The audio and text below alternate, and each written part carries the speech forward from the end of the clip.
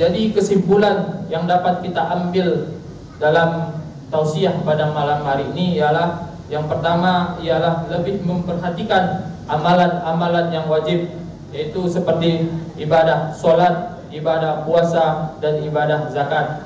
Yang kedua ialah membaca Al-Quran dan membayar zakat dan sedekah.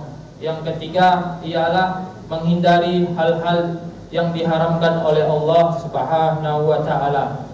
Yang keempat ialah menambah amalan-amalan sunnah. Menambah amalan-amalan sunnah ini ialah melengkapi apabila ada ibadah wajib kita yang bolong-bolong, maka amalan sunnah ini yang dapat melengkapi amalan-amalan tersebut. Yang terakhir ialah banyaknya bertahmid, membaca istighfar, dan amalan-amalan ringan seperti berzikir dan sholawat. Bismillahirrahmanirrahim. Dengan mengucapkan Allahumma sholli ala Muhammad wa ala ali Muhammad. Semoga dengan senantiasa lisan kita bersolawat kepada beliau, Allah tingkatkan derajat kita dan Allah hapuskan dosa-dosa kita. Amin amin ya rabbal alamin. Yang saya hormati Bapak Ketua Pengurus Masjid Al-Muslimin beserta jajarannya, yang saya hormati para Ketua RT, Ketua RW yang berada di Masjid Al-Muslimin, dan yang saya hormati para tokoh masyarakat yang berada di sekitar Masjid Al-Muslimin.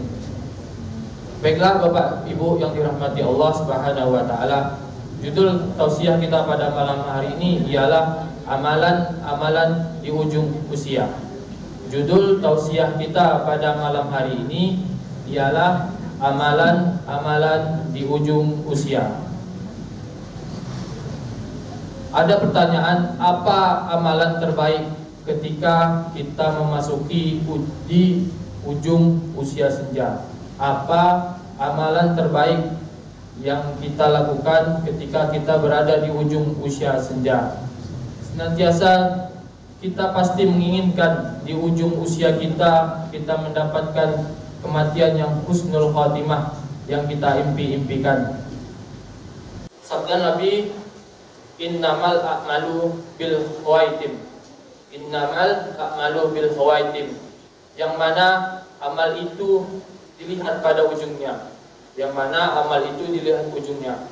Menurut ini tidak mungkin apa yang kita kerjakan semasa kita remaja, sebelum kita memasuki usia tua, tidak dicatat oleh Allah Subhanahu wa Ta'ala. Karena apa? Apa-apa yang kita kerjakan, amalan-amalan dan kebaikan yang kita kerjakan sebelum kita memasuki usia senja, itu tetap dicatat oleh Allah Subhanahu wa Ta'ala.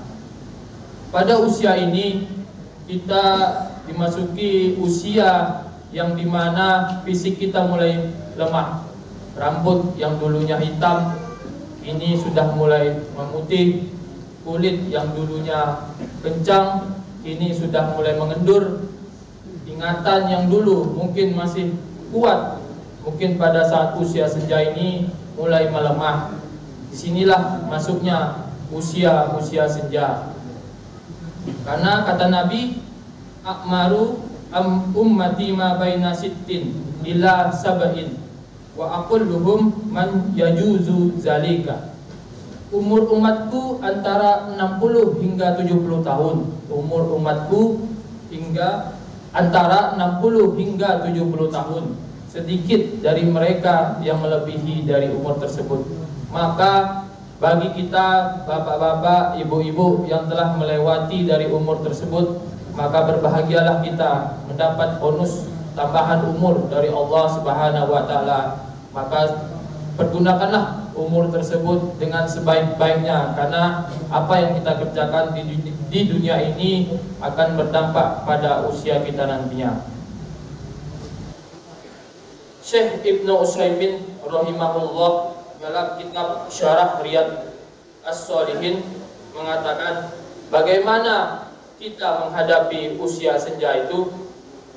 Dia mengatakan, seyogyanya orang yang usianya semakin menua untuk memperbanyak amal solehnya, meskipun di usia remaja seharusnya mereka juga memperbanyak amal solehnya. Karena apa?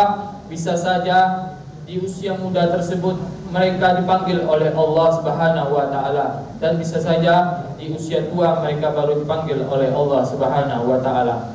Ada beberapa amalan-amalan yang disampaikan oleh Syekh Utsaimin rahimahullah. Yang pertama ialah ibadah dan ketaatan kepada Allah Subhanahu wa taala.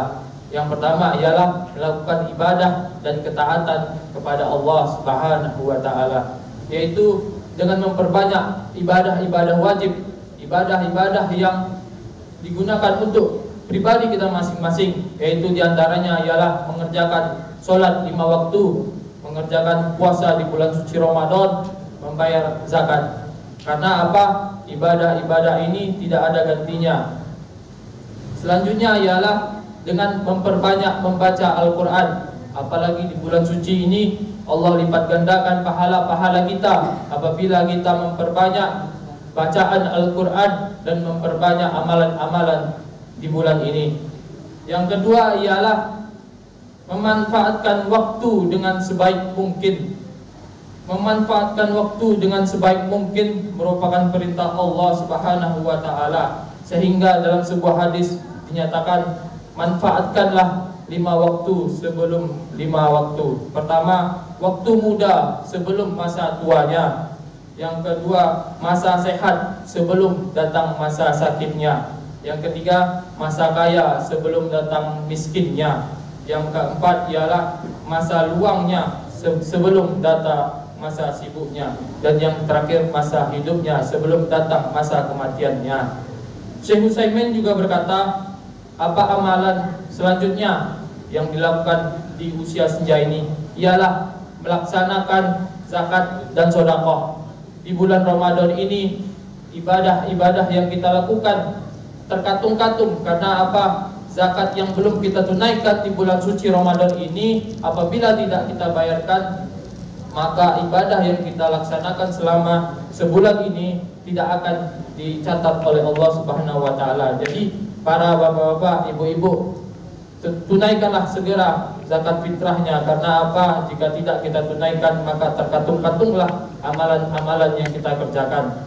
Selanjutnya ialah sedekah. Sedekah ini mempunyai amalan-amalan yang sangat penting dan banyak pahalanya. Karena apa? Amalan ini merupakan amalan yang ringan, yang sangat banyak pahalanya. Sedekah ini tidak mesti hanya uang. Dengan kita meluangkan waktu dan tenaga, ini merupakan sedekah yang kita berikan, dan itu bernilai di sisi Allah Subhanahu wa taala. Dari Abu Hurairah radhiyallahu anhu berkata, Rasulullah bersabda, apabila manusia itu meninggal dunia, maka terputuslah segala amalnya kecuali 3 perkara, yaitu sedekah jariyah, ilmu yang bermanfaat, dan anak yang soleh mendoakan kedua orang tuanya. Maka sedekah ini merupakan amalan yang apabila manusia itu telah meninggal dunia, maka amalan ini tetap mengalir pahalanya kepada orang yang telah meninggal dunia. Selanjutnya ialah mendamaikan hubungan dan memberikan maaf. Apabila kita selama bertetangga dan bermasyarakat kita mempunyai kesalahan, atau tetangga kita yang mempunyai kesalahan, maka lebih baiknya kita memberikan maaf kepada orang tersebut. Karena sisi orang yang memaafkan terlebih dahulu lebih mulia dibanding orang yang tidak memaafkan. Dalam Al-Quran surat Al-A'raf berbunyi, Uzil afwa wa umri bil urfi wa adrid anil jahilin. Jadilah pemaaf dan suruhlah orang mengerjakan yang ma'ruf, serta jangan pedulikan orang-orang yang bodoh. Jadilah pemaaf dan suruhlah orang yang mengerjakan yang ma'ruf, dan serta jangan pedulikan orang-orang yang bodoh. Selanjutnya ialah amalan persiapan akhirat. Persiapan akhirat ini merupakan aspek penting dalam ajaran agama Islam. Dalam agama Islam, persiapan akhirat melibatkan berbagai macam tindakan, diantaranya yang telah kita sebutkan di atas. Yang terakhir ialah bermuhasabah dan bertawakal. Maksudnya ialah introspeksi diri kita, apa kesalahan yang telah kita perbuat dan apa dosa-dosa yang telah kita perbuat selama ini, kita jadikan sebagai introspeksi kepada diri kita, dan semoga kedepannya kita dapat mengambil pelajaran dari tersebut. Jadi kesimpulan yang dapat kita ambil dalam tausiah pada malam hari ini ialah, yang pertama ialah lebih memperhatikan amalan-amalan yang wajib, yaitu seperti ibadah sholat, ibadah puasa, dan ibadah zakat. Yang kedua ialah membaca Al-Quran dan membayar zakat dan sedekah. Yang ketiga ialah menghindari hal-hal yang diharamkan oleh Allah Subhanahu wa Ta'ala. Yang keempat ialah menambah amalan-amalan sunnah. Menambah amalan-amalan sunnah ini ialah melengkapi apabila ada ibadah wajib kita yang bolong-bolong, maka amalan sunnah ini yang dapat melengkapi amalan-amalan tersebut. Yang terakhir ialah banyaknya bertahmid, membaca istighfar, dan amalan-amalan ringan seperti berzikir dan sholawat. Karena apa? Amalan ini merupakan amalan yang ringan dan besar pahalanya di sisi Allah Subhanahu wa Ta'ala. Karena apa? Apabila kita bersalawat kepada Nabi Sallallahu Alaihi Wasallam, maka Allah akan bersalawat dan mengangkat derajat kita 10 derajat dan menghapus dosa kita 10 dosa. Jadi salawat ini merupakan amal ibadah yang sangat ringan dan besar pahalanya. Karena apa? Dia tidak memerlukan waktu yang banyak dan tenaga yang tidak banyak. Karena apa? Sholawat ini merupakan ibadah yang sangat banyak pahalanya. Selanjutnya, amalan-amalan ini mencerminkan nilai-nilai agama Islam yang menekankan pada kehidupan yang seimbang dan bertanggung jawab, serta persiapan kita dalam akhirat. Nabi SAW menganjurkan kita untuk berdoa, Allahumma aj'al khaira umri akhirah wa khaira amali khawatiyamah wa khaira ayyami yaumal falaki. Artinya, ya Allah, jadikanlah sebaik-baik umurku pada penghujungnya, dan sebaik-baik amalku pada penghujungnya, dan sebaik hari-hariku adalah hari pertemuan denganmu.